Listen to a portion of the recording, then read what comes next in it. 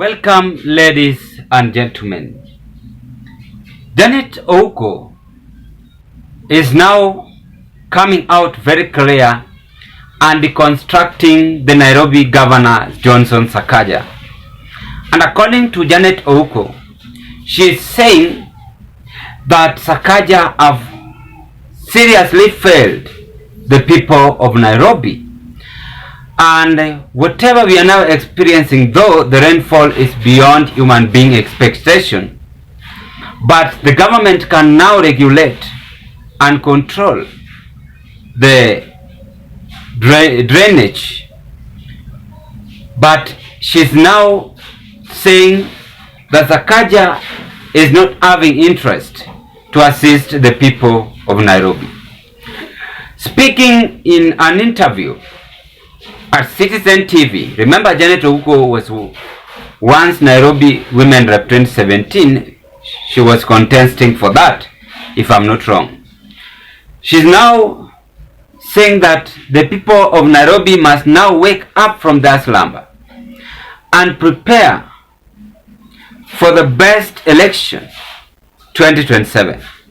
And as you know, ladies and gentlemen, Nairobi is a strip of an iceberg in explaining how our leaders are incompetent, corrupt, and lack of vision or interest of the people visit Dar es Salaam, Kigali, or Addis Ababa in 2024.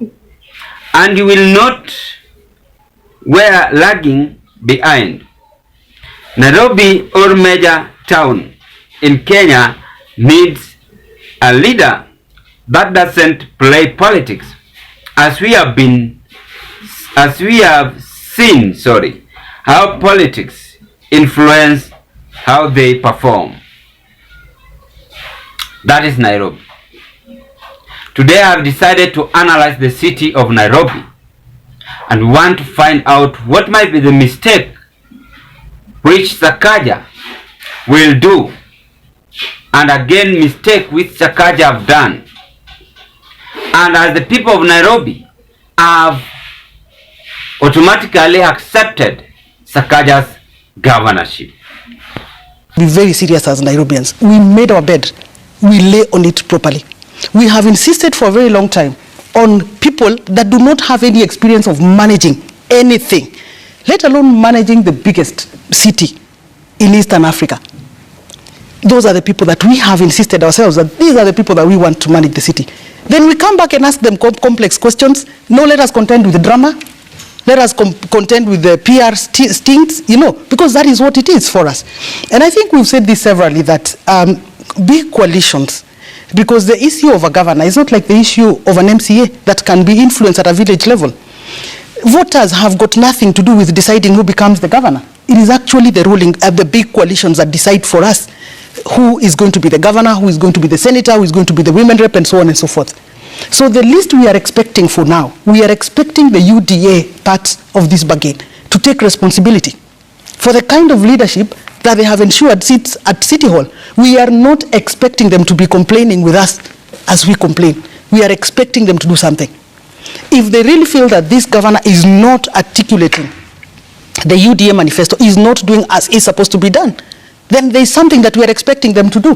Can you imagine the other day we saw the deputy president speaking about people that have got no papers? Clearly, are we serious as a republic?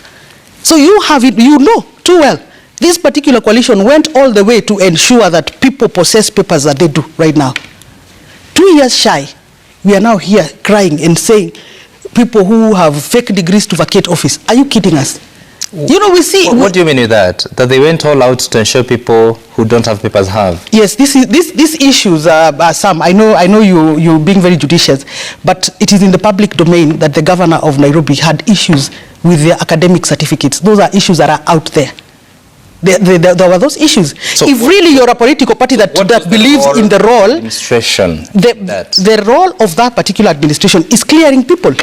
It is if the political party decides that as part of what we believe in, we are not signing off people that have got criminal records, that have got, fake or forged or alleged forged academic credentials. That is a responsibility that we are expecting the UDA political party to take on board. Come out and apologize to Nairobians for entertaining some kinds of things, because we know and we knew and we said it, that really leading Nairobi requires a particular level of competence. Look at what we keep repeating. Look at what we keep repeating. We are not able to engage particular people on certain concepts because we lack the evidence of what they have done in the past. What is there? And I really like saying this. Nairobi has shamed us for a very long time. If you look at the kinds of governors other even humbler counties are bringing on board, you cannot really compare with what we fall in love with as Nairobians. And we do this, and then 2 years. Ouko is calling a spade, and she is now giving Sakaja a very strong message that should not be taken for granted. Before I carry on, ladies and gentlemen, I want to take this golden chance to thank you very much for your great support you are offering to this channel. And to those who tune in and subscribe to our YouTube channel, I want to appreciate you and thank you so much, because if it was due to your support, then this channel could have not reached to where it is as at now. Continue with the same spirit, and please consider to give this video a thumb of like. When you like this video, it will reach several people in the YouTube platform. Let's proceed. Nairobi City. It is a well-known city, the capital city in the Republic of Kenya. Millions of leaders or people across the globe always visit Nairobi. And for you to be the governor of Nairobi, you must be very much influensive, focused, and honest to the people of Nairobi. The reason why I'm saying this is because Nairobi City has almost all the 47 tribes in the Republic of Kenya. Different tribes are in Nairobi. Then if you failed to deliver the promises to them, then these are the people who can even change their votes and vote at their rural area.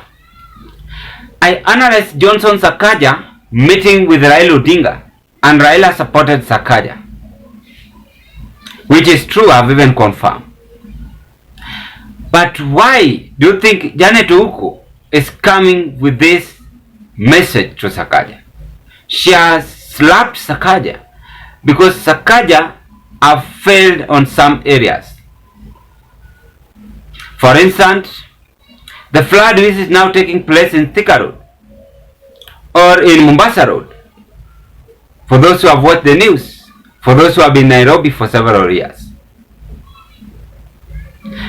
this drainage, the government have tried, though rainfall is beyond human being expectation, but they ought to struggle to do away with this. I don't want to dwell on much, but I want to pick some of the points about Sakaja and Janet Ouko. We've listened to Janet Ouko.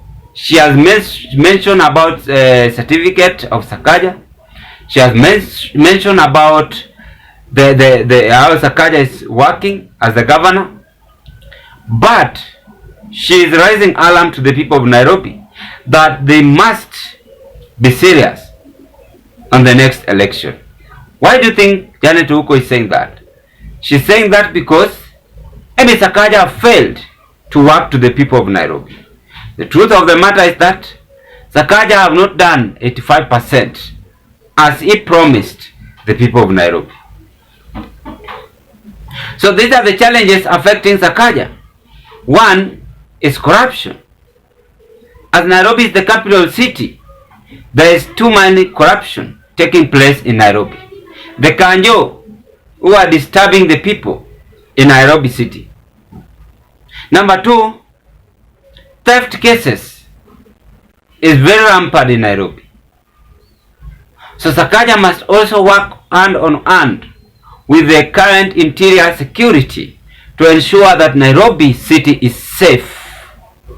because this is the only city where Al-Shabaab always targeted, and it is the city which all the government function is being done. So Nairobi is a risk city, and then even the president knows that. This is the city where all the presidents always targets on their own mission. Again, it is the city where the State House is relocated, where the president resides, Nairobi City. So Sakaja must be very serious and very honest to the people of Nairobi. Janet Ouko is taking us to the political observation. According to Janet Ouko, she's saying that Sakaja have embarrassed the people of Nairobi, and in fact, Kenyans as well should not have trust to Johnson Sakaja. We recall the Deputy President Rigathi Gachagua also had tycoons in Nairobi. Yesterday you heard him speaking about the rental houses where he has in Lang'ata. So these are the people who are making Nairobi to grow. Could it be the case where we are seeing Rigathi Gachagua always attack Sakaja?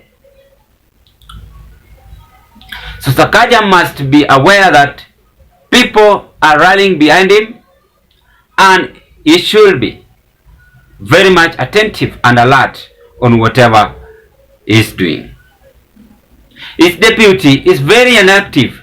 I don't know even the name of the deputy governor of Nairobi. I don't know. Sijui anatoka wapi. Is very inactive in politics.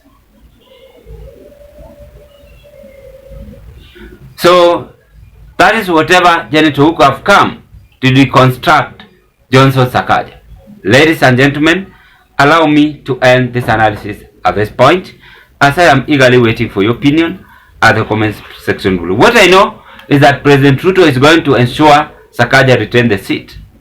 But the truth of the matter is that the Nairobi residents have automatically removed their interest on Johnson Sakaja.